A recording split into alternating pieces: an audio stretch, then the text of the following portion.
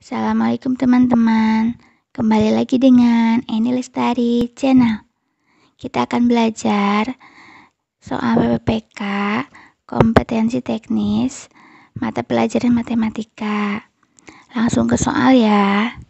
Untuk soal nomor 1, Pak Nadir ingin menerapkan pembelajaran berdasarkan pada teori Brunner pada materi penjumlahan 2 bilangan bulat 4 ditambah 2. Secara garis besar, urutan pembelajaran yang bisa dilaksanakan oleh Pak Nadir merupakan A. Menggunakan benda konkret 4 buah penghapus dan 2 buah penghapus. Murid diminta menghitung semua penghapus, kemudian menyimbolkan dalam bentuk bilangan. Selanjutnya, menggambarkan model penghapus di papan tulis. B. Menggambarkan model gambar penghapus di papan tulis. Menyimbolkan operasi hitung penjumlahan bilangan 2 ditambah 4 di papan tulis. Selanjutnya menggunakan benda konkret 4 buah penghapus dan 2 buah penghapus. Kemudian murid diminta menghitung semua penghapus. Yang C. Menggunakan benda konkret 4 buah penghapus dan 2 buah penghapus, murid diminta menghitung semua penghapus, kemudian menggambarkan model penghapus di papan tulis. Selanjutnya, menyimpulkan operasi hitung penjumlahan bilangan 2 tambah 4 di papan tulis. Untuk yang D, menggambarkan model gambar penghapus di papan tulis menggunakan benda konkret 4 buah penghapus dan 2 buah penghapus, kemudian murid diminta menghitung semua penghapus.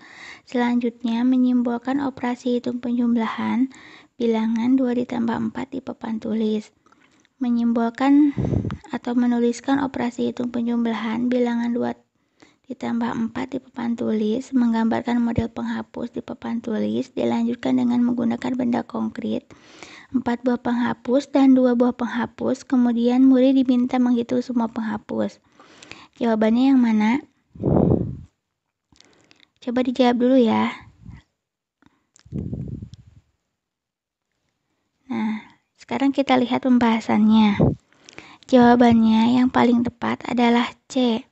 Jadi teori Brunner ini terdiri dari urutannya itu tahapannya N aktif, ikonik, dan simbolik. Tahapan N aktif. Jadi pada tahap ini siswa memanipulasi objek secara langsung, contohnya menggunakan benda konkret 4 buah penghapus dan 2 buah penghapus. Murid diminta menghitung semua penghapus. Tahap yang kedua ikonik. Kegiatan anak-anak mulai menyangkut mental yang merupakan gambaran dari objek-objek. Contohnya menggambarkan model penghapus di papan tulis. Tahapan yang terakhir, tahap simbolik.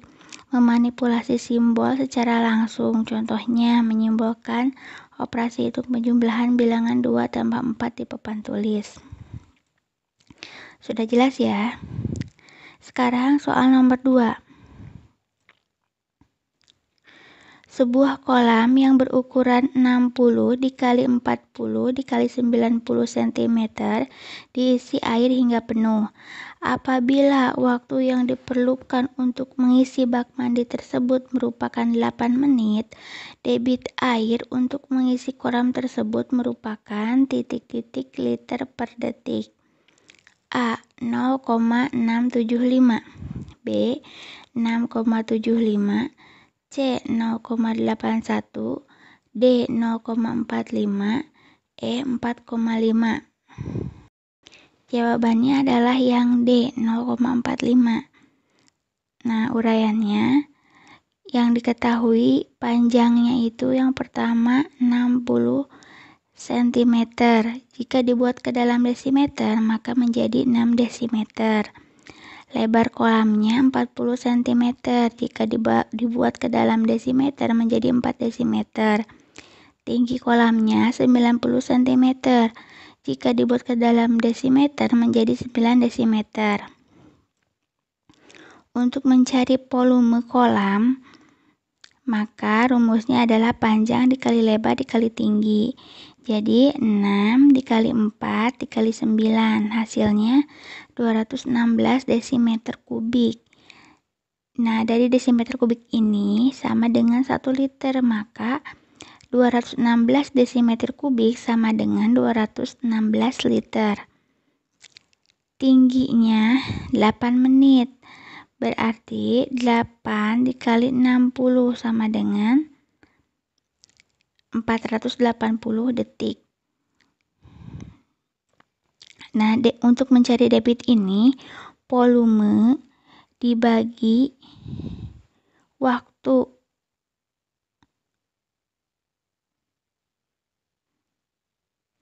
Jadi 216 dibagi 480, hasilnya adalah 0,45 liter per detik.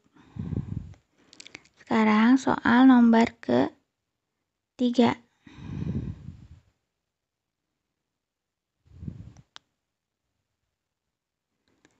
Soal nomor 3. Risma membeli buku matematika yang harganya 50.000. Risma memperoleh diskon 30%. Maka Risma membayar buku tersebut seharga A 30.000, B 35.000, C 40.000, D 50.000. Lihat pembahasannya. Diskon itu persen diskon dikali harga barang. Jadi 30% dikali 50.000. 30 per 100 dikali 50.000, maka hasilnya adalah 15.000 rupiah. Jadi uang yang dibayar Lina itu harga buku dikurangi diskon, 50.000 dikurangi 15.000, maka uang yang harus dibayar oleh Risma adalah 35.000 rupiah. Cukup jelas ya. Sekarang soal nomor 4. Penyelesaian dari sistem persamaan 3x ditambah 5y sama dengan negatif 9 dan 5x ditambah 7y sama dengan negatif 19 merupakan x dan y. Nilai 4x ditambah 3y merupakan A negatif 41, B negatif 36, C negatif 23, D negatif 12, E negatif 10. 3x ditambah 5y sama dengan negatif 9. Untuk persamaan yang pertama, persamaan yang kedua, 5x ditambah 7y sama dengan negatif 19. Nah, langkah yang pertama adalah kita eliminasi variabel x-nya dengan mengalihkan silang. Yang pertama, 3x ditambah 5y sama dengan negatif 9. Dikalikan variabel x-nya dikalikan 5 supaya nanti didapat x-nya sama dengan 0. Sedangkan untuk yang kedua, 5x ditambah 7y sama dengan negatif 19, variabel x-nya dikalikan oleh 3 supaya nantinya akan didapatkan 0 ya. Jadi setelah dikalikan, maka hasilnya 15x ditambah 25y sama dengan negatif 45. Negatif 15x ditambah 21y sama dengan negatif 57. Nah, hasilnya 4y sama dengan 12. Jadi y-nya 12 dibagi 4 sama dengan 3. Setelah eliminasi, kita substitusi nilai y-nya ya ke dalam persamaan. 3x ditambah 5y sama dengan negatif 9. 3x sama dengan 5 dikali 3 sama dengan negatif 9. 3x ditambah 15 sama dengan negatif 9. 3x sama dengan negatif 24. Jadi x-nya itu adalah negatif 8. Jadi penyelesaiannya x sama dengan negatif 8 dan y-nya 3. Nah, setelah itu kita masuk ke soal. Yang ditanyakan adalah 4x ditambah 3y. Jadi tinggal dikali-kalikan saja.